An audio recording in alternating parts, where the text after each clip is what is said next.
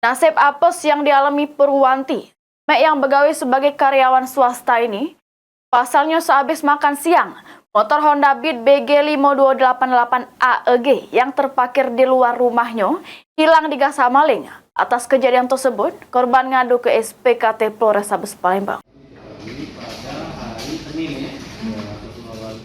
Malang yang dialami Mek bernama Purwanti, salah sikok pegawai swasta yang beralamat di Jalan Tegal Binangun Lorong Langgar Pipa 4, Pelaju Darat Palembang. Sehabis balik dari begawe, motor yang dia parkir ke di luar rumah tiba-tiba hilang. Menurut Purwanti, motor Honda Beat warna putih BG5288 AEG.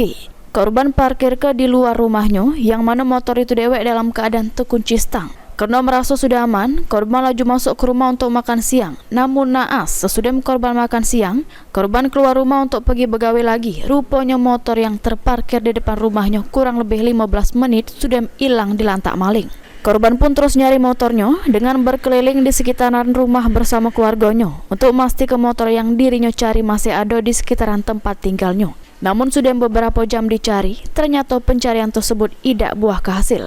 Itu balik makan siang, aku balik makan siang masuk ke dalam kan, jadi aku kunci stang motor tuh, pas keluar lagi tidak kakek motornya. Kejadiannya berapa, kisarannya berapa menit lah? Assalamualaikum. 15 menit. 15 menit. Itu ibu balik dari begawe, Bu ya?